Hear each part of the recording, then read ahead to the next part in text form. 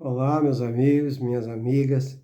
Vamos então para mais um ensinamento que hoje virá através do livro do José Carlos de Luca, que se intitula Pensamentos que Ajudam. Abrindo aqui ao acaso, caiu na página 156 e o título é Girassol. Vamos ver qual é o exemplo que ele vai nos dar através do girassol, que é da natureza de Deus. Aí vem Clarencio.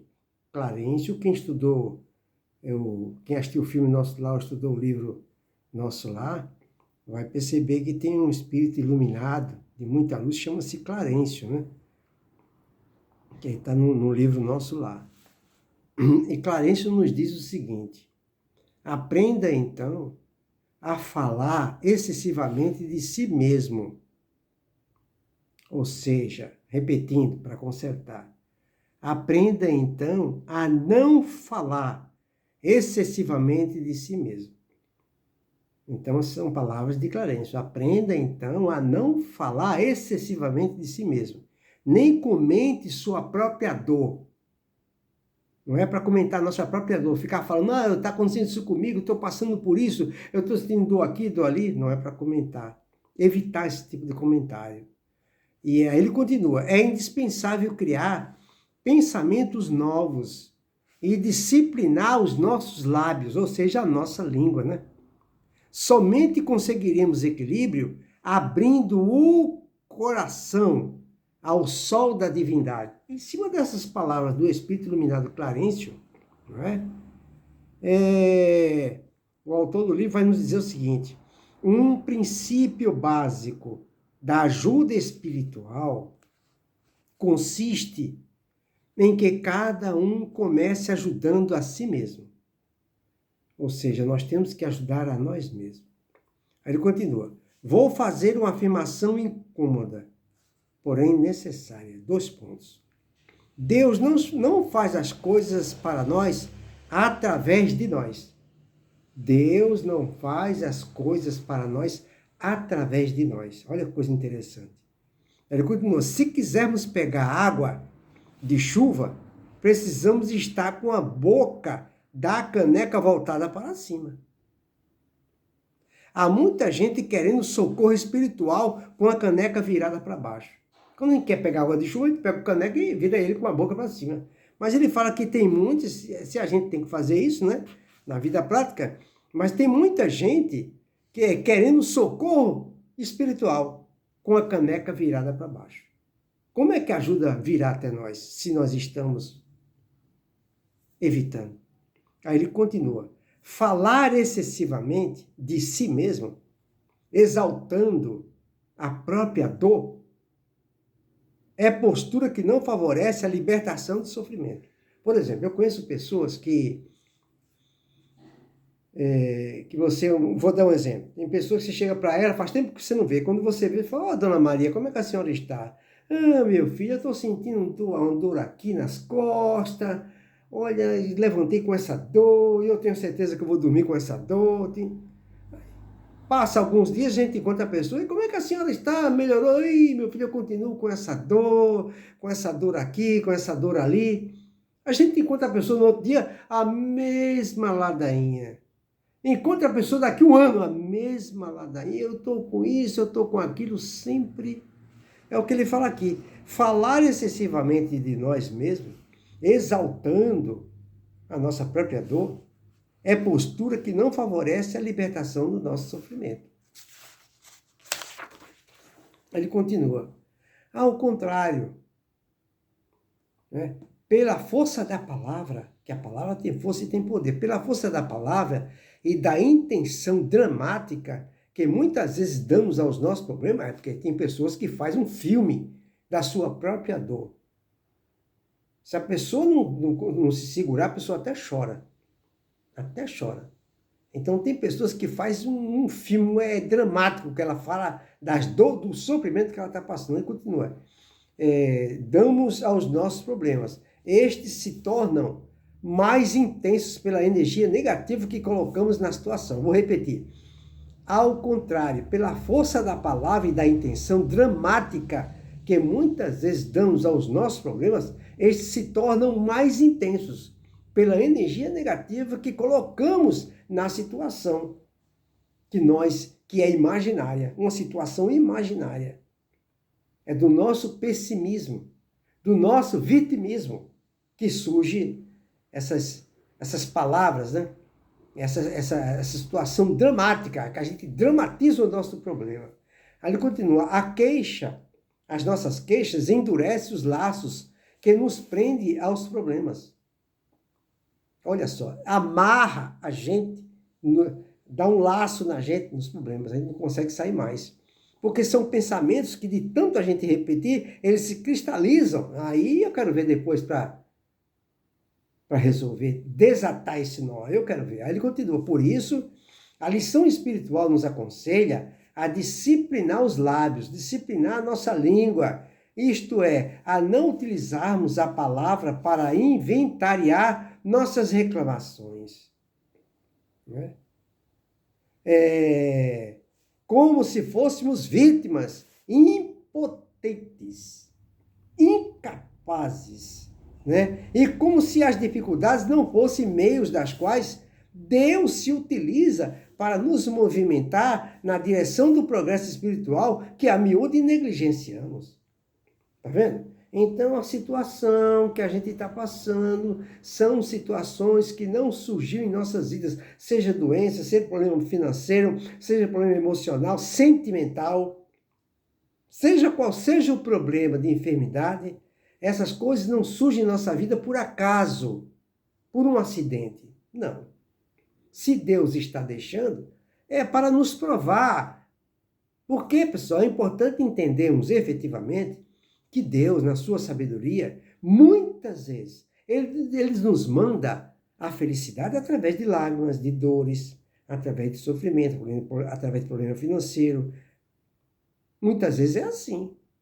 Então, se a gente for ficar se lamentando, se maldizendo porque está passando por aquela situação, é a mesma coisa de estar repelindo, expelindo, expulsando a dádiva que Deus está mostrando para nós. Porque se não fosse necessário estarmos passando por essa situação, Deus não permitiria. Deus, não existe nada errado na lei de Deus, está tudo certo na nossa vida, não está nada errado. Não está nada errado.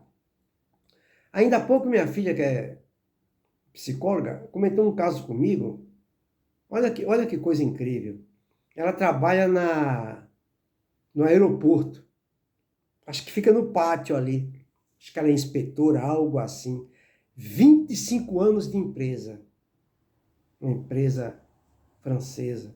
E existem aqueles caminhões pesados que faz manobras lá naquele pátio, né?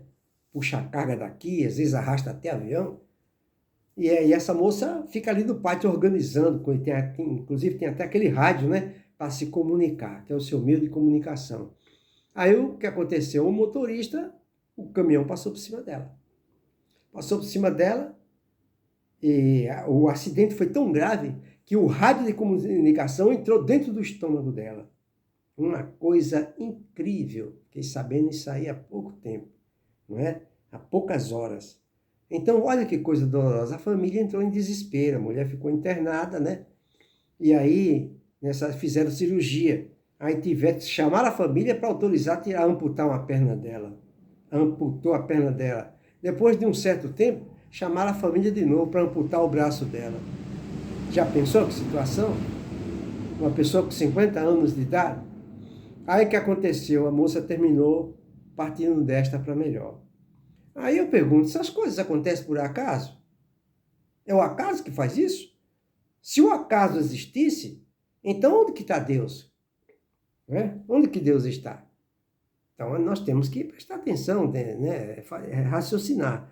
Então ele fala aqui, as queixas, as pessoas que são habituadas a fazer queixa, então a queixa endurece os laços que nos prendem ao problema. Ao invés da gente se desvencilhar do problema, a gente fica mais preso a ele.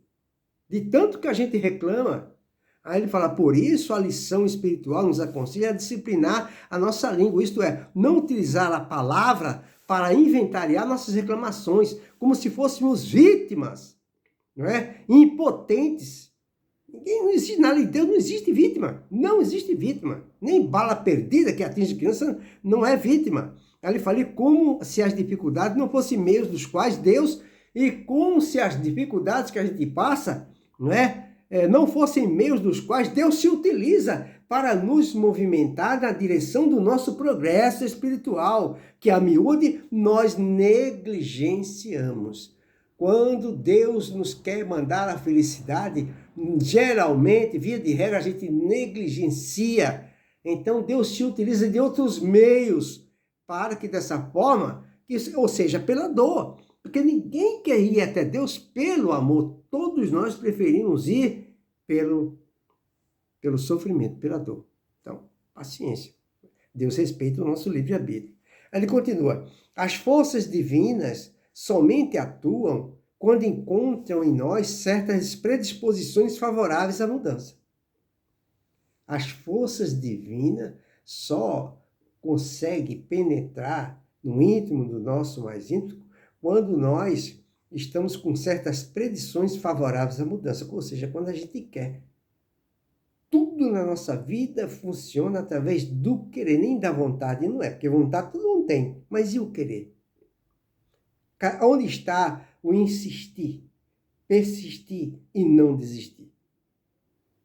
Se a gente quer algo, a gente tem que insistir, persistir e nunca desistir. Aí a gente consegue qualquer coisa. Aí ele fala, por isso é que se conclama o homem a abrir o coração ao sol da divindade, ao sol de Deus. Assim como o girassol é uma planta heliotrópica, ou seja, vira o caule posicionando a flor na direção do sol. O homem não pode viver sentado no chão frio, alimentando-se de suas lágrimas. Não pode, tem que reagir, não é? O sol da divindade irradia esperança, fé e amor, um trio de forças gigantes capaz de nos levantar de qualquer dificuldade. A esperança nos faz crer em dias melhores. A esperança nos faz crer em dias melhores. A fé nos faz confiantes de que somos capazes de chegar a esses dias. E o amor desperta o melhor que existe em cada um de nós. Na mitologia grega, vamos encontrar a história de Clíci, uma ninfa que estava apaixonada por Hélio, o deus do sol. Ocorre que Hélio se interessou por outra mulher e deixou Clíci, que a partir de então começou a enfraquecer. Ela ficava sentada no chão frio, sem comer, sem beber, alimentando-se apenas das próprias lágrimas, enquanto o sol estava no céu. Clíci não desviava o olhar dele um só minuto, mas durante a noite o seu rosto se virava para o chão, derramando-se em pranto contínuo. Diz a lenda que, com o passar do tempo, os pés de Clíci ganharam raízes e a sua face se transformou numa flor. E continuou seguindo o sol. Assim teria nascido o primeiro girassol. É uma história que tenta ratificar a existência do girassol. Muito interessante. Embora a lenda permita diversas interpretações, quero me limitar à reflexão de que, longe do sol da divindade, ninguém é capaz de florir no mundo. É verdade, longe do sol, longe do poderoso sol da verdade, longe, distante do poderoso sol da verdade, ninguém é capaz de florir o mundo. Ninguém. E nem de florir os nossos sentimentos. De sublimar e elevar os nossos sentimentos. Se não estivermos com o pensamento firme no nosso Senhor Jesus Cristo e em Deus, o Criador do céu, da terra, do ar, do mar, no chão que pisamos, do ar que respiramos, do amor, da felicidade, do poderoso, salvados, se não estivermos com o nosso foco direcionado especificamente para Deus, o nosso Criador, nós jamais conseguiremos sublimar os nossos sentimentos em busca de nossa perfeição. Portanto, Façamos como um girassol. Posicionemos nossa alma na direção de Deus e busquemos ardorosamente o seu amparo.